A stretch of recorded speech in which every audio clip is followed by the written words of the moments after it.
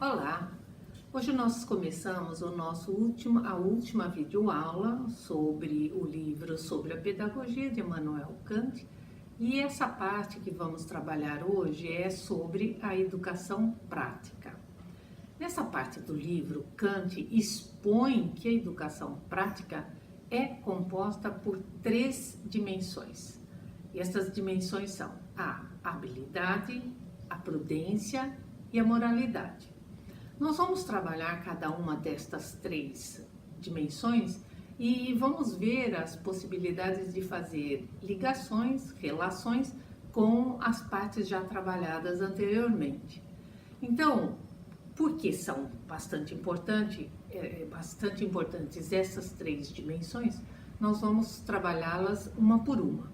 Então, vamos começar com a habilidade.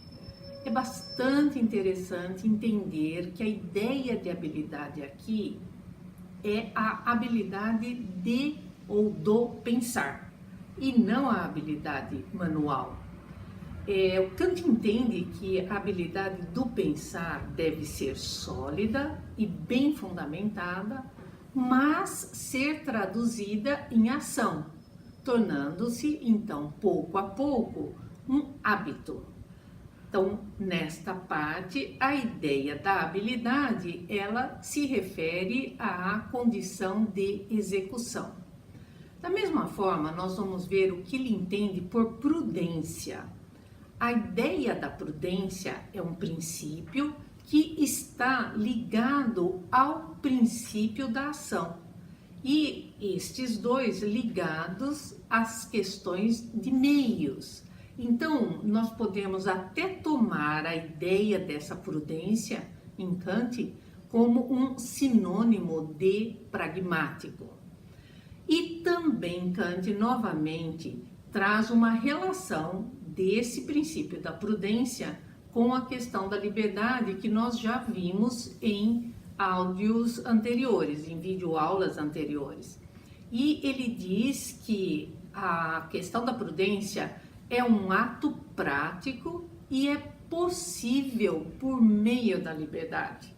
Então, desse modo, a prudência que Kant fala é uma conduta de adequar o seu comportamento do homem consigo mesmo, de adequar o seu comportamento com outros homens e com as coisas do mundo. Isso é que é a prudência. Então, prudência, nesse entendimento, ela tem total relação com a questão da conduta moral.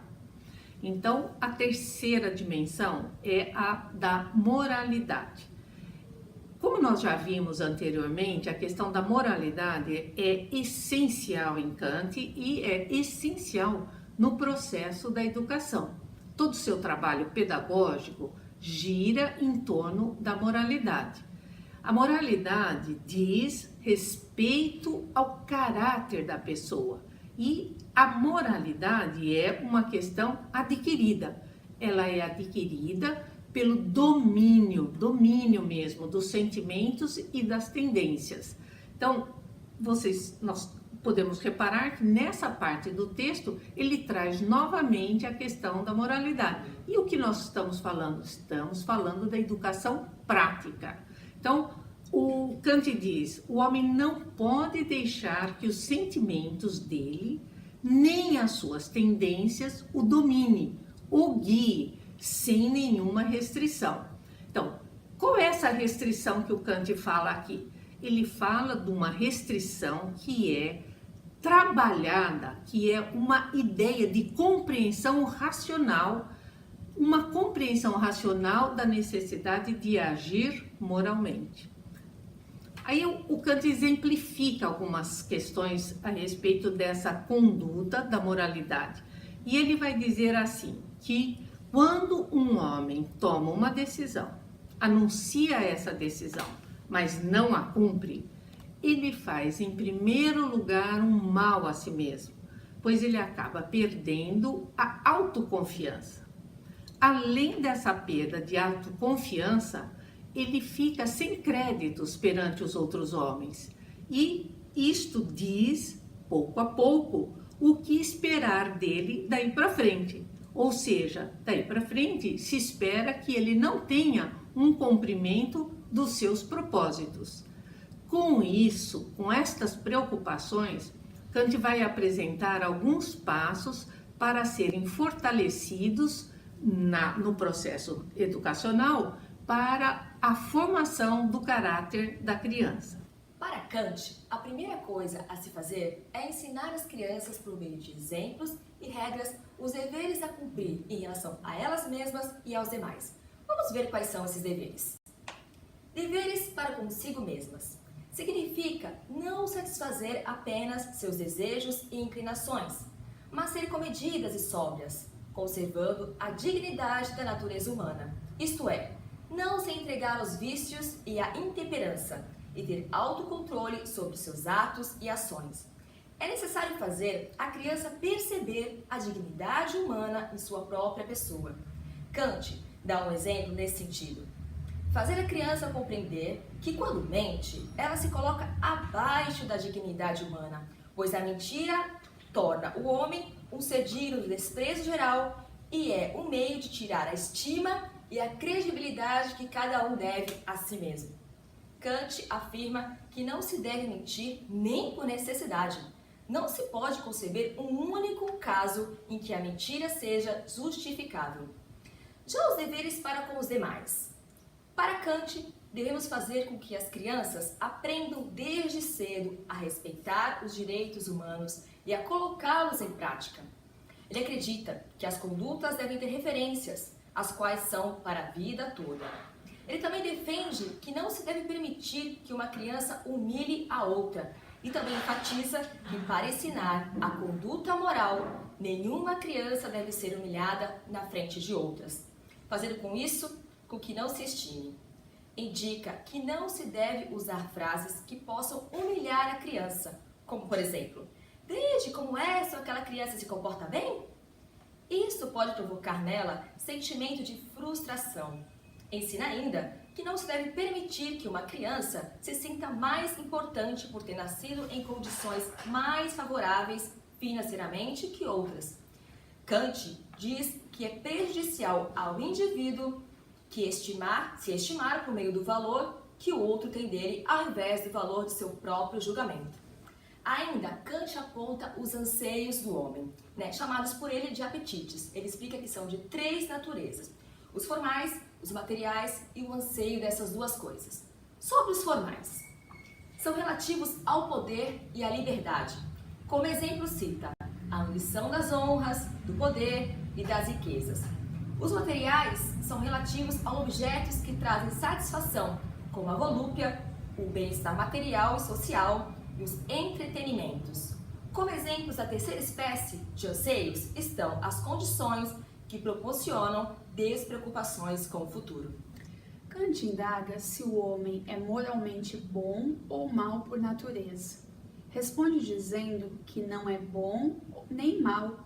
Afirma que o homem torna-se moral apenas quando eleva sua razão até os conceitos do dever e da lei. Afirma ainda que o homem traz em si tendências originais para todos os vícios e suas inclinações, e instintos podem impulsioná-lo para um ou outro lado. Só sua razão é que o coloca no caminho certo e poderá se tornar moralmente bom graças ao desenvolvimento da virtude.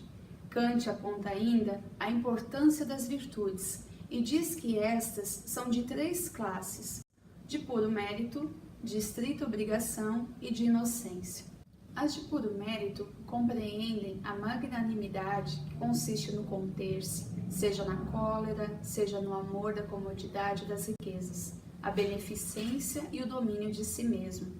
As de segunda classe consistem na lealdade, na decência e na pacificidade. As de terceira são a honradez, a modéstia e a temperança.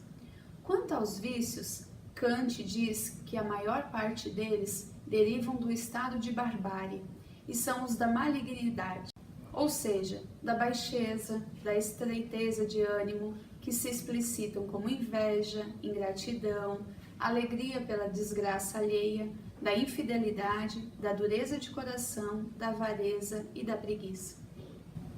Agora, Kant vai tratar de 3 conceitos em relação à educação prática: os conceitos religiosos, o sexo e a sociedade.